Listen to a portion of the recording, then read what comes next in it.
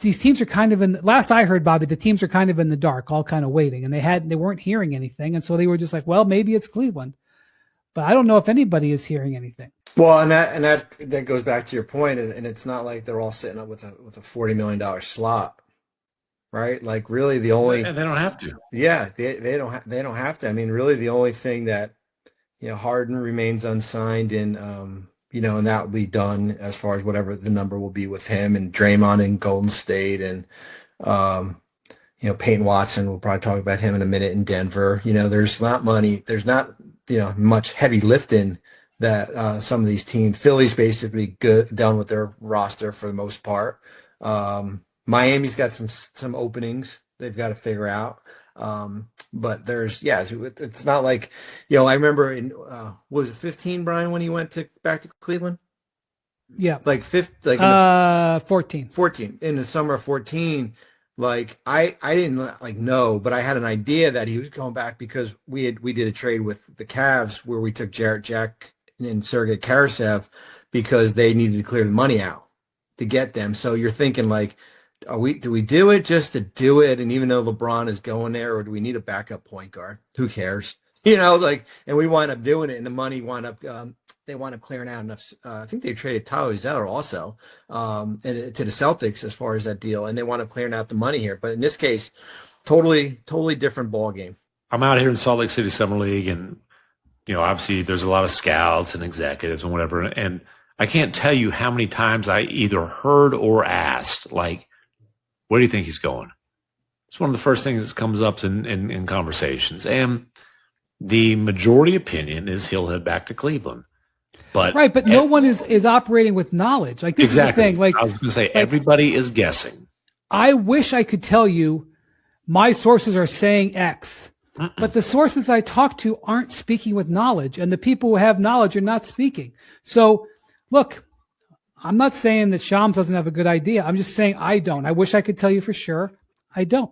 Well, and look, there's the three teams that were kind of the initial front runners, and I'll just say in the order I think: Cleveland, Golden State, Miami. Again, it's guesswork, but whatever.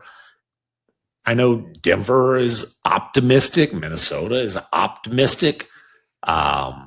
Philadelphia is optimistic. I mean, there's these teams that think they have a case and think they have some hope. I wouldn't say optimistic. I would say hopeful. Okay, hopeful. Like right, optimistic. They don't think, they're not like confident, like, oh, he's coming here, but they're like, hey, we've got a chance. That's right. Yeah. Yeah. Now I will say that in the past, so in the last week or two, there's been a lot of people who we all know who've been hanging out with LeBron. We've asked all of them. Trust me, we've asked all of them. They don't know. Now, here's what I think from Rich Paul and Max Kellerman's podcast the other day. Rich said that 27 teams had checked in with LeBron, reached out, whatever, expressed an interest in signing him. I wish I could tell you I knew the three teams that did not. Well, one is the Lakers. So. Well, I need Rich to clarify that because technically the Lakers did show interest in re-signing him. Not since he announced he was leaving them, but is Rich counting that in the 27 or not? I would love to know the three teams that didn't reach out to him. I wish I could tell you who. Well, but let's talk about the teams we think are legitimately in the hunt here. And look, I think we've kind of hit on, we've discussed Cavs, Warriors, Heat. Let's talk about Nuggets, Sixers, and Timberwolves, because I think they're all interesting for different reasons. So when it was the Mavericks, it was oil, Masai, Africa. No, it was Mavericks plus Masai. It was oil, golf, right. Macau, Africa. So what would they be for Philly? Cheesesteaks, Eagles fans. Oh, he's a Cowboys fan. Golf in the fall, not in the winter. But here's the thing, and here's the thing: the Sixers, the Nuggets, and the Wolves we're all like LeBron in the middle and here's their lineups, right? So then it's like, oh, it's about basketball, you know? Like the thing like golf. Listen, man, they'll be on the road enough. He'll be able to play some golf. He can get a little He has golf. access to a jet, okay? Like, I'm not super He'll worried be about okay. that. I don't think. Now, the one thing I will say, Memphis didn't make the list of like the 10 teams on the whiteboard, but one thing that Memphis has to offer is LeBron. You'll never have to stay in a hotel here. We'll get you a place. Great point. And listen, LeBron clarified he wasn't talking.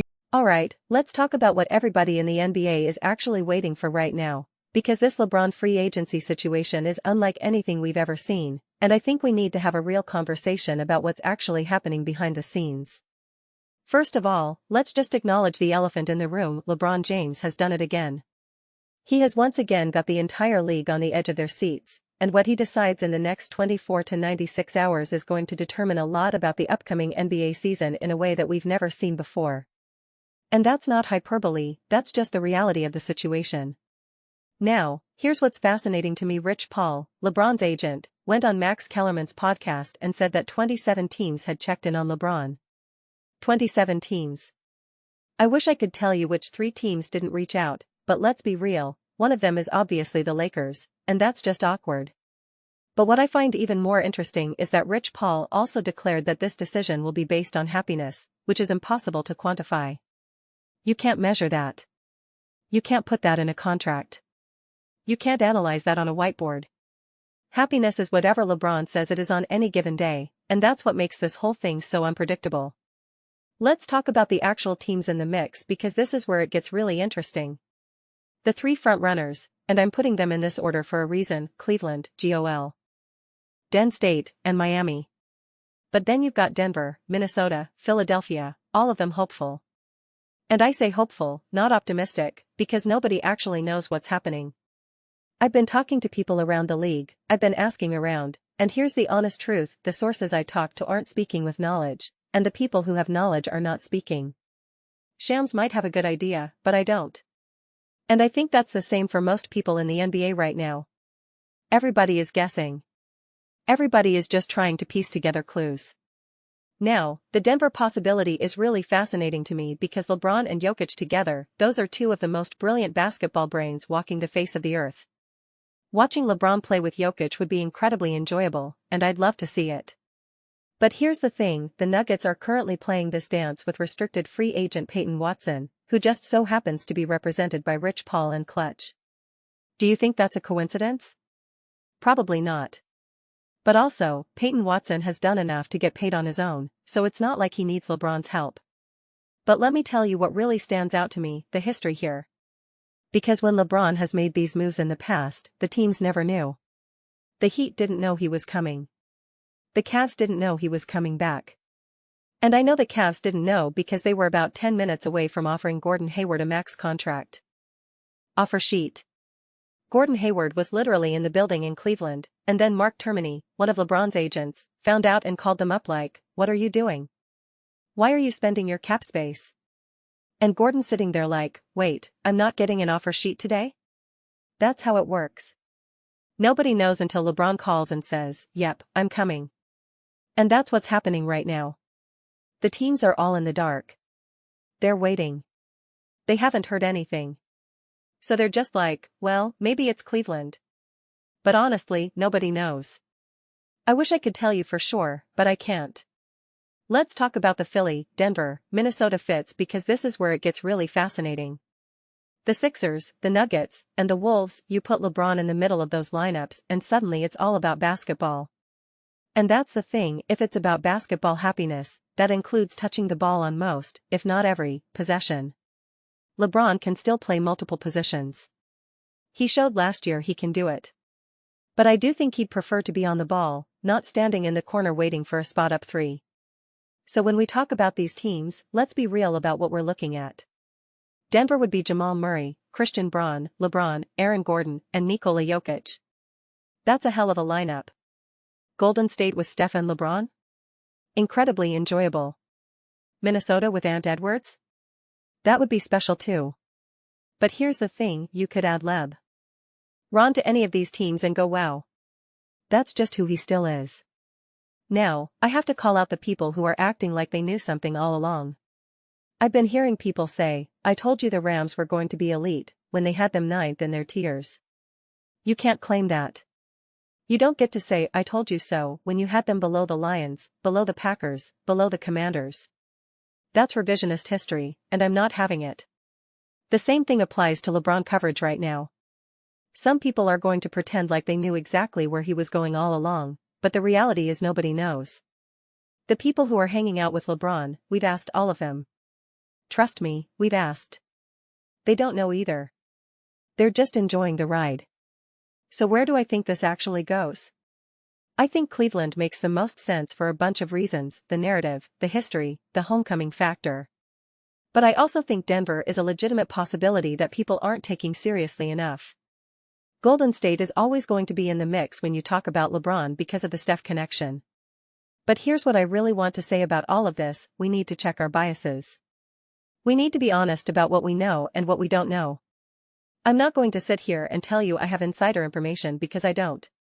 I'm just calling it like I see it, and what I see is a league that is completely in the dark, waiting for one phone call from LeBron James.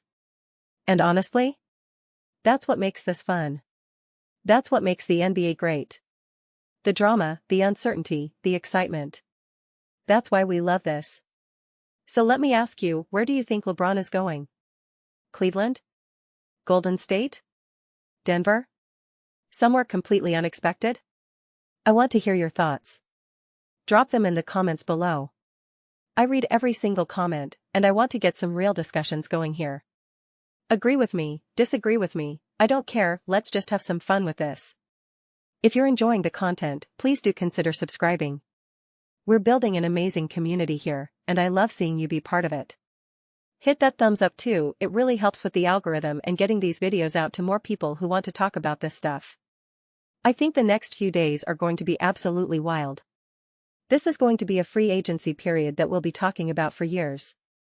LeBron is going to make a decision that reshapes the NBA landscape once again, just like he's done multiple times throughout his career. And when that decision comes, we're all going to be right here breaking it down together. Thanks for watching, appreciate every single one of you, and I'll see you in the next one.